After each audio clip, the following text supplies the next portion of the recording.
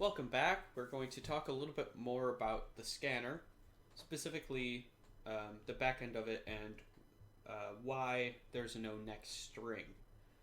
So when we say next line, going back to this, that's just looking for the next arrow for our user input. So if we go in here, it says enter your name, so we enter it and then we hit enter. Then it says enter your age, we enter it and we hit enter. And keep going just like that. I didn't really talk about next though. All I said was that, where did I put it? Here it is. All I said was that it's another function of the scanner that returns a string right here. But how does it actually work? What makes it different than next line? Well, what next does is it's very similar to the rest of these functions down here, where it takes the input, but it doesn't consider the enter. So, for example, if I had a bunch of words like this,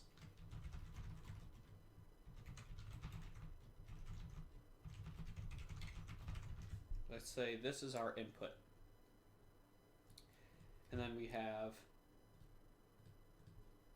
the enter arrow right after it. So if we were to use input.nextLine to read this, it would take the whole thing because it's looking for that arrow right there. So this whole sentence would get returned here.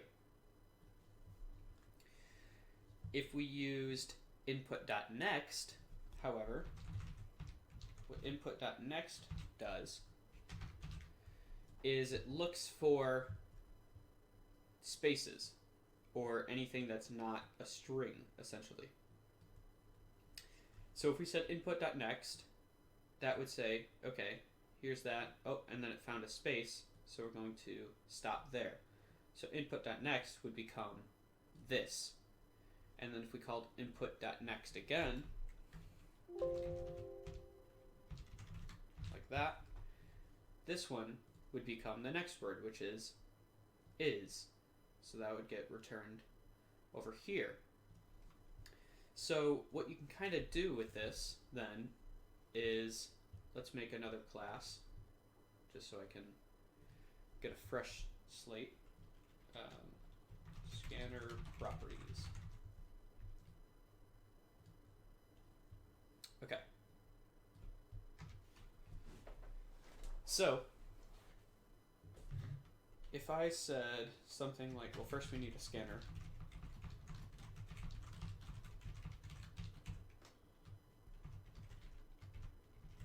Like that.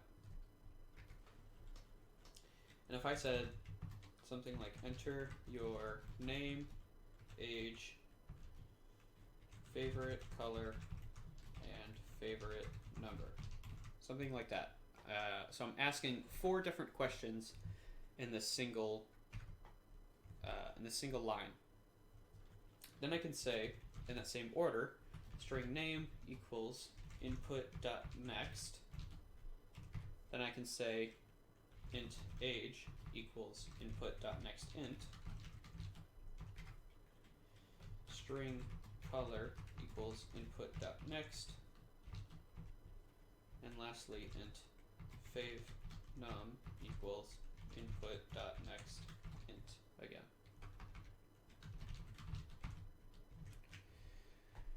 Now, I can do whatever I want with those. We're just going to print them out. So name, and then I think I can just list them like this, hopefully, I want to say. Nope, it doesn't like that. Okay, well in that case,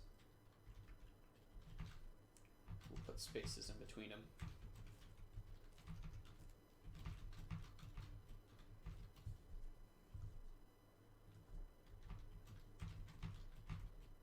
Just like that. Okay, now let's run this. So instead of hitting enter in between each of these name, age, color, and number, we can actually just do them all in the same line. So we can say Noah 19, purple, and 33. And I can hit enter. And although it looks like it just printed out exactly what I typed, as you can see, it's gathering all of those values. So input.next, it takes that, puts it into name, puts this next into the age, so on and so forth, and then it prints them out. So we can actually change up the order of this to make it clear that it's not just copying what I'm saying. Actually, we'll make this that, and then that will be age. And we'll add a colon there so it looks a little bit nicer. So Noah 19, purple, 33.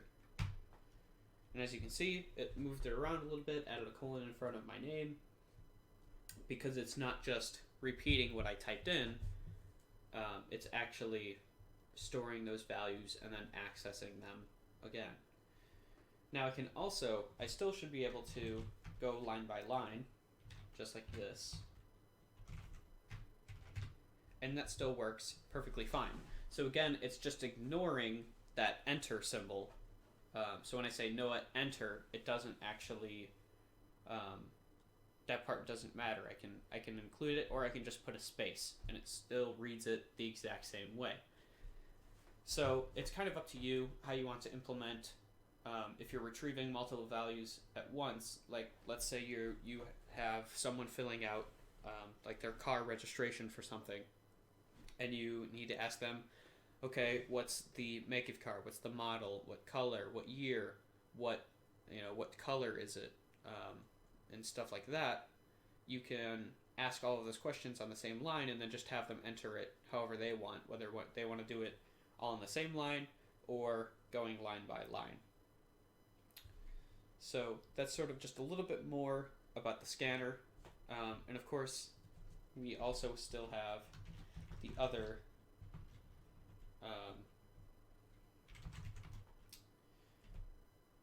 properties or the other functions of a scanner as well. So I could say, like, here we could be a little bit creative and ask the question, are you married? Something like that. And I'll call this married. And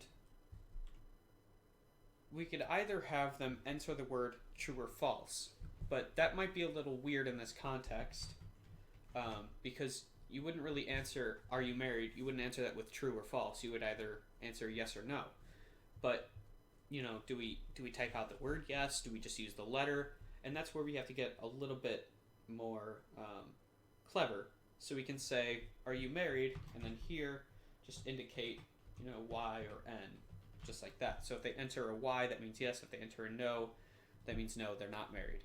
So we can say string married, or we'll call it married response equals input.next, like that. So now this gets whatever they typed in, Y, N, or possibly something else, because you always have to keep in mind that the user might try to go rogue and enter information that they're not supposed to have entered, and it'll crash. But we'll talk about that in a different video dealing with error handling. It'll be a little bit later down the line because it's a tad bit more complex of an issue. So either enter Y or N. So that's what we get here. And so let's assume that they've entered a string, because that's how this is going to read it anyway, even if it's a single character. We're going to say that char, actually no, we could just do it a little bit easier. Again, we're not going to worry about error handling. So we'll say married, equals married response dot equals, not content equals, just regular equals. And then we're going to put the capital Y in there, just like that. Okay, so I'm not sure if I've mentioned this before, but when we're comparing strings, because they're technically not primitive types, we can't just say, is this string double equals this other string? Instead, we have to use the dot equals operator from the string class. So we want to check if this string, married response, is equal to just a capital Y. Because if they entered a capital Y, that means that they're trying to say, yes, I am married. And so we take whether or not that is true. So if they did type a Y, that means they are married. So married would be true. So the value stored in married is equal to whether or not they typed Y, essentially. And of course, if they didn't type a capital Y, then married would be false. And if they didn't type a capital Y, they probably typed a capital N, which means no, I'm not married, so they correspond perfectly. So then after this, we can say sysout. Actually, we can do it a little bit differently. If married, and now notice I didn't say if married equals true because that's redundant. Then we'll sysout you are married. And then I can just throw in an else, because there's only one other possibility if married is false. Or in other words, if not married, then sysout you are not married. And there's faster ways to do that, but that's getting into more complex shorthand, but I'll hopefully cover that in a later video. So if we run this one more time, Noah, 19, purple, 33, and that says, are you married? I'm going to say, no, I'm not married. So it recognizes I didn't type a capital Y. However, no matter what I type, even if it's like, yes, I am married, it's going to say, no, you're not married because I didn't type a capital Y. So this is sort of one way that you can mitigate errors. So even if they didn't just type a single letter, it's not going to be the end of the world. Your program will still run just based on how you deal with problems like that. Okay, I think that's going to do it for now for scanners.